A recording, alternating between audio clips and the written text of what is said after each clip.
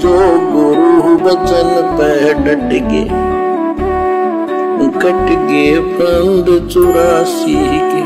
इसलिए आज हम पूज्य गुरुदेव भगवान के कर कमलों द्वारा लिखित पवित्र ग्रंथ कबीर सागर के सरलार्थ को पढ़ेंगे भी, और जहां जहां परमात्मा दया बख्शेंगे, जो गूढ़ रहस्य परमेश्वर ने इस ग्रंथ में छुपा रखे हैं, एक सच्चा भगत कैसा होना चाहिए, सच्चे भगत के अंदर क्या लक्षण होने चाहिए, नाम उपदेश लेने के बाद में गुरु के प्रति भगत के कैसे भाव होने चाहिए, भगत और जगत का किस प्रकार से अलग आचार विचार व्यवहार रहन सहन बोलचाल होनी चाहिए, बहुत सारी बातें हमें इस पवित्र ग्रंथ में देखने को मिलेंगी।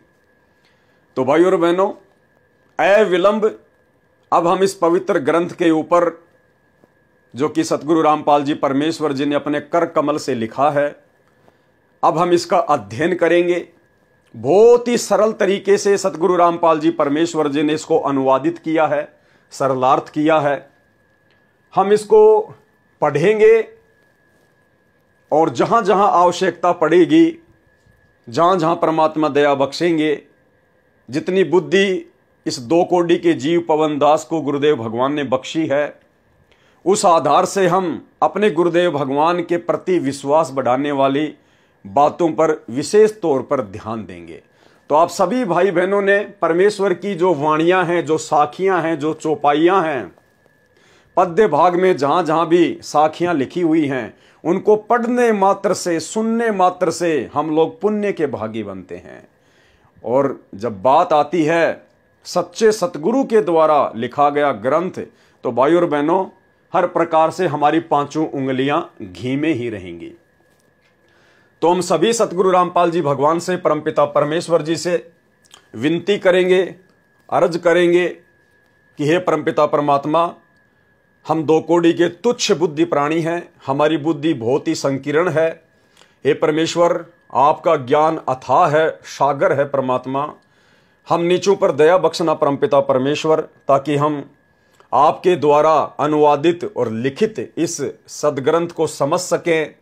और परमेश्वर, आपने जहां जहां इसमें हमारी भक्ति को बढ़ाने वाली बातें लिखी हुई है, हमारे विश्वास को बढ़ाने वाली बातें लिखी हुई है, ये परमेश्वर, हम उन तमाम बातों को पढ़कर, देखकर, सुनकर अपने जीवन में लागू कर सकें, अमल कर सकें। हमें इतनी सद्बुद्धि देना, इतनी शक्ति देना परमेश्वर। भूमिका। कबीर दंडवत गोविंद गुरु बंधु अविजन सोए, पहले बहे प्रणाम तिन नमो जो आगे होए। नास्त्रे दमस ने अपनी भविष्यवाणी में कहा था कि जो ग्रेट साइरन है, जो तत्वदर्शी संत है, जो आगे के समय में आएगा, पूरे विश्व को एक करेगा, पूरे विश्व में उसी की भक्ति होगी, उसी का नाम होगा, उसी का साम्राज्य होगा।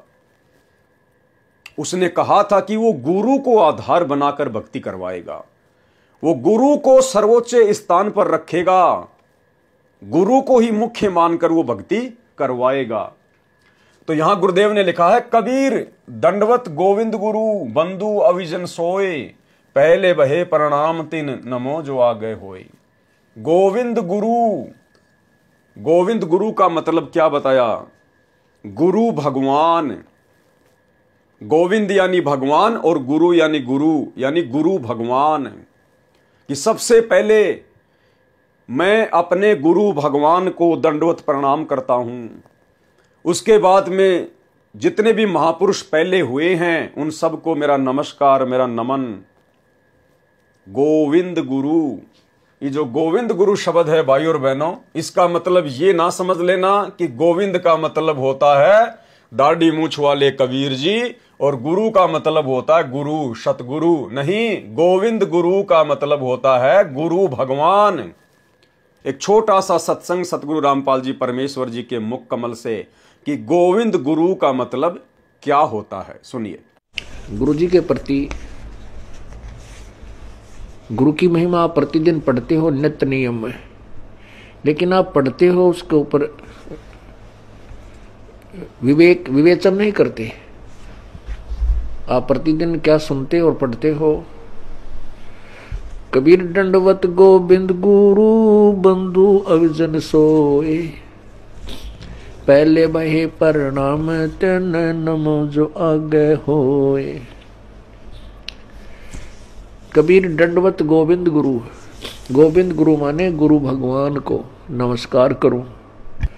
दंडवत गोविंद गुरु, गुरु भगवान, गोविंद माने भगवान, गुरु मीन गुरु, गुरु भगवान को दंडवत प्रणाम करूं। और बंधु अविजन सोए, पहले भय प्रणाम ते नमो जो आगे होए।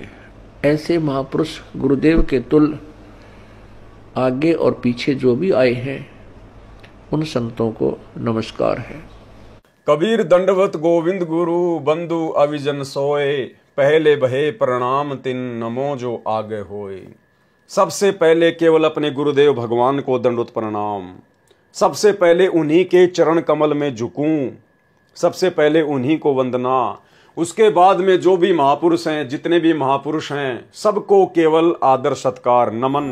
जो गुरु बचन पे डट के, कट गे फंद 84 के, कट गे फंद 84 के, कट गे फंद 84 के।